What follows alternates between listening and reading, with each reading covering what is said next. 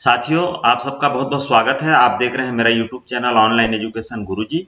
चलिए एक नई जानकारी के साथ शुरू करते हैं। आज की वीडियो का जो टॉपिक है वो है नेशनल पेंशन स्कीम के तहत यदि आप रजिस्टर्ड हैं और आपको प्रान आईडी जारी हो चुकी है तो आपको एक प्रान नंबर मिला होगा, और जब प्रान नंबर मिला है उसके साथ साथ एक टी पिन और आई पिन भी मिला होगा।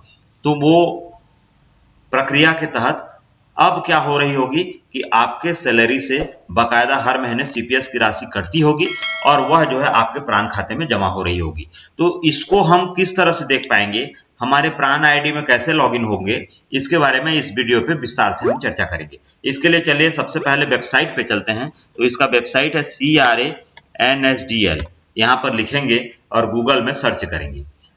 सबसे ऊपर में आपको CRANSDL.com करके वेबसाइट दिखेगी, इसका लिंक आपको दिखाई देगा। यहाँ पर आप क्लिक करके इसके अंदर आप जा पाएंगे। तो यहाँ पर हम क्लिक करते हैं।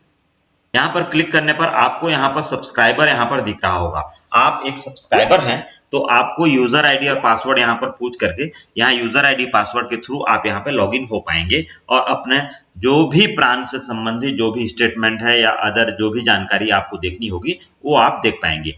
यदि आपको यूजर आईडी और पासवर्ड पता है तो यहाँ से आप लॉगिन कर लेंगे। जैसे मुझको यूजर आईडी और पासवर्ड पता है तो यहाँ पे मैं यूजर आईडी और पासवर्ड लिखूंगा और यहाँ पर कैप्चा कोड को लिखूंगा। कैप्चा कोड यहाँ पर देखिए दोनों को जोड़ने के लिए बोल रहा है, तो यहाँ पर इस अंक को मैं लिख दूंगा और यहाँ पर सबमिट बटन को क्लिक करूंगा तो मैं लॉगिन हो जाऊंगा। यहाँ पर बताना उचित समझूंगा, अपना पासवर्ड भूल चुके हैं तो कोई दिक्कत की बात नहीं है। आप रिसेट पासवर्ड यहाँ पर जो दिख रहा है रिसेट पासवर्ड पे जाएं और यूजर आईडी और आपके फोन नंबर जो रजिस्टर्ड फोन नंबर है उसमें एक ओटीपी आएगा, उसके थ्रू आप रिसेट कर पाएंगे। तो आप वो कर पाएंगे। इसके लिए पहले भी मैंने वीडियो बना दिया है कि हाउ टू रिसेट पासवर्ड करके, तो उसको आप जाके मेरे चैनल पे देख पाएंगे। चलिए हम लॉगिन कर लेते हैं और आगे की प्रक्रिया को समझते हैं।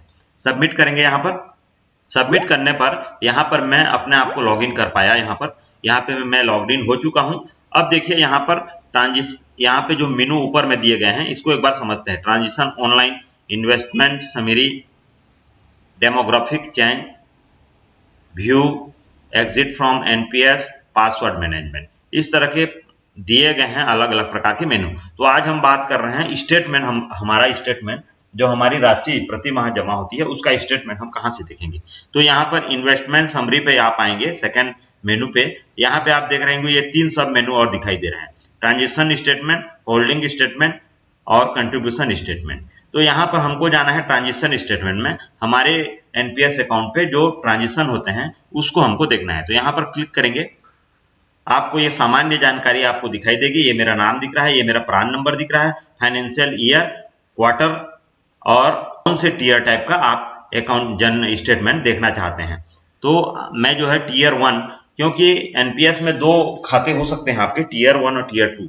यहाँ पर देखिए टीयर 1 और टीयर 2 और बोथ करके यहाँ पर दिखाई दे रहा है। तो मैं टीयर 1 जिसमें कि हमारे एनपीएस कंट्रीब्यूशन की राशि जमा होती है उसको मैं यहाँ पर देखना चाहता हूँ। तो यहाँ पर जनरेट स्टेटमेंट पर मैं क्लिक करूंगा। जनरेट स्टेटमेंट को जैसे आप क्लिक करते हैं, NPS transaction statement for tier 1 account यहाँ पर दिखाई दे रही है। यहाँ मेरी सामान्य जानकारियां हैं, इसको यहाँ पर देखूंगा। मैं नीचे आऊंगा तो यहाँ से देख पाएंगे कि करंट स्कीम प्रेफरेंस, आपका करंट स्कीम प्रेफरेंस कौन कौन से स्कीम में आपकी राशि कितने कितने परसेंटेज लगी हुई है ये आपको दिखाई दे रही है। जैसे मेरी स्कीम 1, स्कीम 2, स्कीम 3।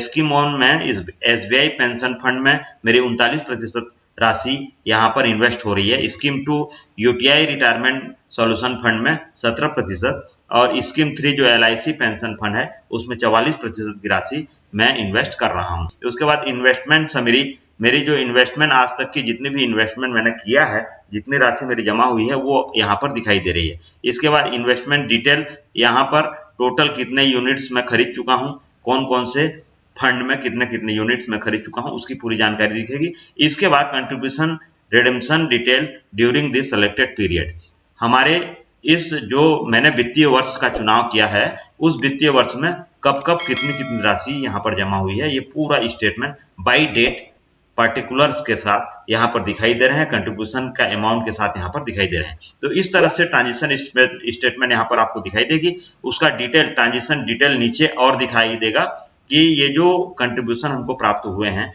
ये जो राशि हमको हमारे एनपीएस अकाउंट पे जमा हुए हैं वो किस किस फंड पे कितनी कितनी राशि यहाँ पर इन्वेस्ट हुई है, इसकी पूरी डिटेल जानकारी यहाँ पर दिखाई देगी। इसको आप और व्यू मोर करके यहाँ पर आगे देख सकते हैं। साथ ही साथ इसको अगर आप प्रिंट करना चाहें तो आप इसको प्रिंट भी कर सकते हैं।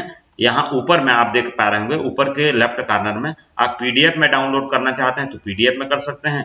एक्सेल में अगर आप एक्सपोर्ट करना चाहते हैं तो उसको एक्सेल में कर सकते हैं, और डायरेक्ट प्रिंट करना चाहते हैं यहाँ से तो यहाँ से प्रिंट भी आप कर पाएंगे।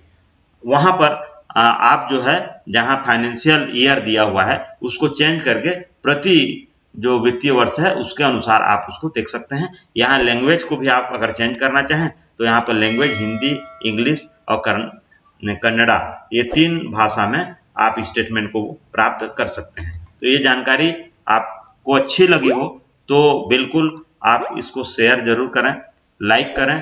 किसी प्रकार का कोई क्यूरी हो तो कमेंट्स जरूर करें। आप मेरे चैनल में पहली बार आए हैं तो प्लीज सब्सक्राइब कर लें।